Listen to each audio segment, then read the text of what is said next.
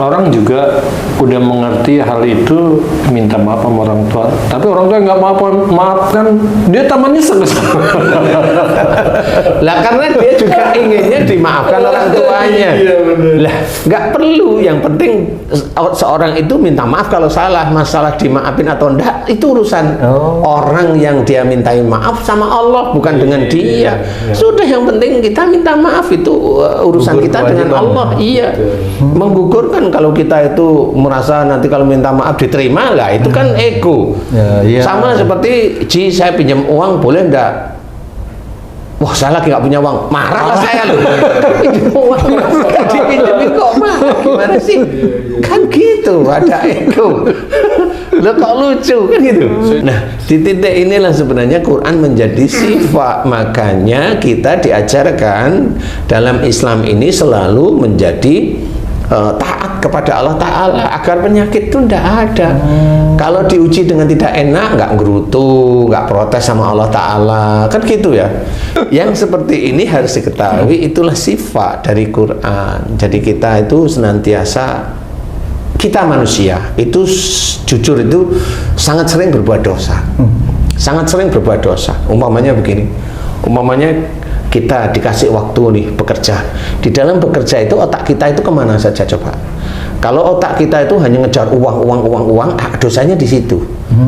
Karena pada saat kita itu bekerja, yang kita cari adalah ridha Allah, itu beda. Dosa dari pikiran udah dosa dari pikiran itu udah menjadi dosa karena dia hanya mengejar uang tok. Nah, di titik inilah kita harus memahami orang-orang yang memang sering melakukan kesalahan, entah itu orang Islam atau orang yang non-Islam, itu sama. Kalau dia hobinya marah, sama. Dia akan kena penyakit-penyakit yang sama istilahnya. Kalau dia nyimpen marah terus berhari-hari dengan orang tua atau dengan pasangannya, insya Allah dia gagal ginjal, seperti itu. Kalau dia orang kaku, kalau ngomong begitu aja terus keras kaku, paling tidak nomor satu itu apa? Kekentalan darahnya itu tinggi. Kalau kekentalan darah tinggi, kenapa? Pasti nyerang jantung. Kalau udah nyerang jantung, ya janganlah minta. Kalau memang sudah waktunya ya saya ingin, ya nggak boleh lah seperti itu.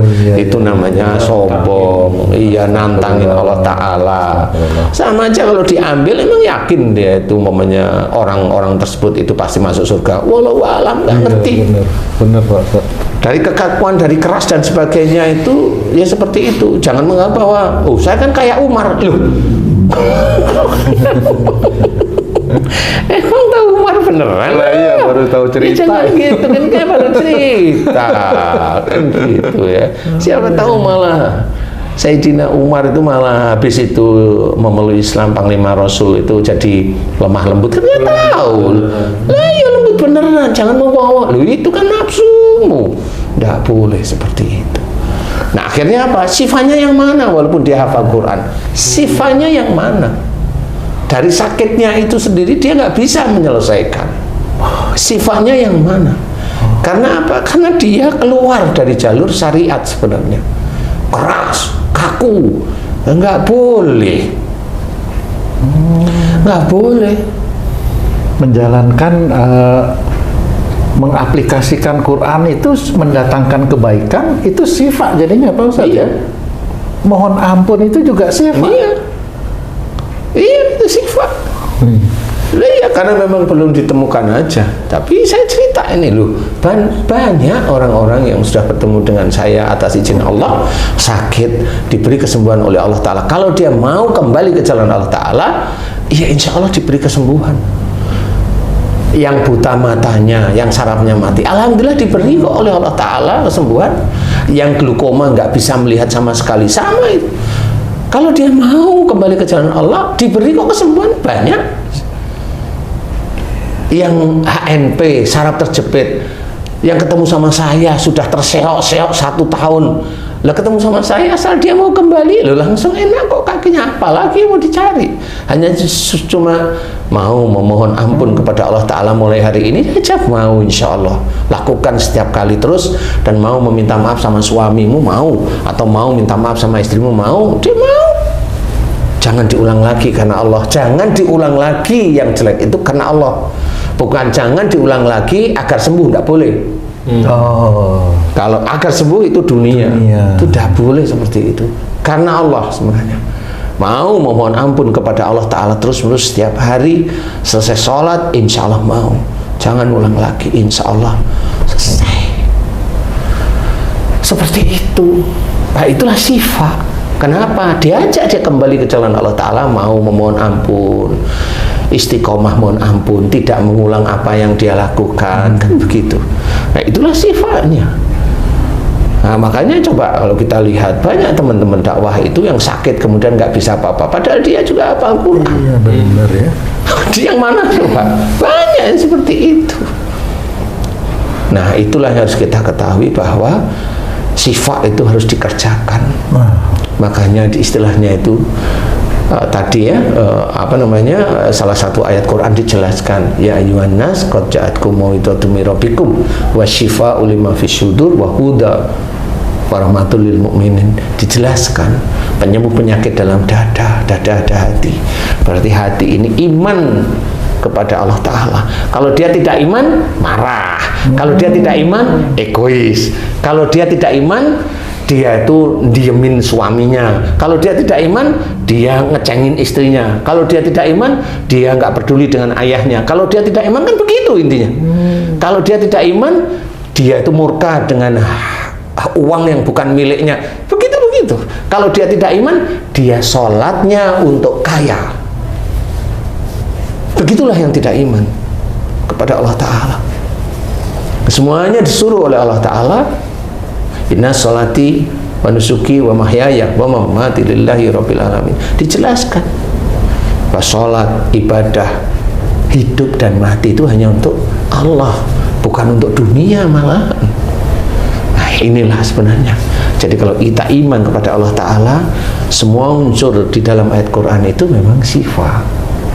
Suruh oleh Allah Ta'ala, coba lintalahum walakum tafadon qalidul qalbi lam fatu min halik.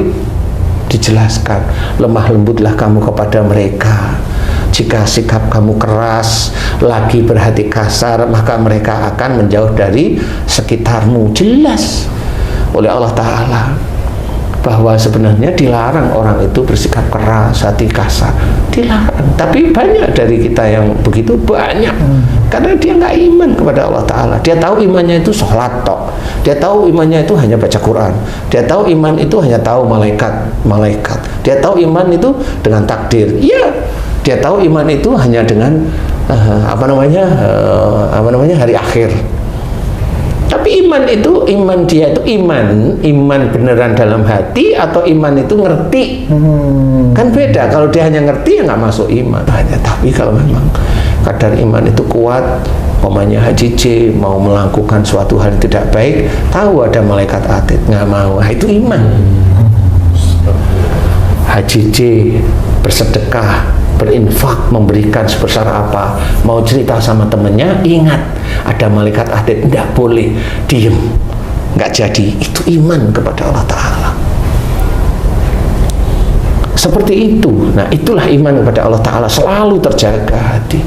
Nah, insya Allah itulah yang nanti akan menjadikan syifa di semua kehidupan kita. Insya Allah seperti itu, insya Allah. Nah, marilah kita memahami bahwa ayat-ayat Quran itu sifaiyah, tapi kerjakan. Kerjakanlah terus-menerus, kerjakan terus-menerus. Itu akan menjadi sifat. Yang dulunya umpamanya pemarah, dan dulunya itu kena jantung koroner umpamanya.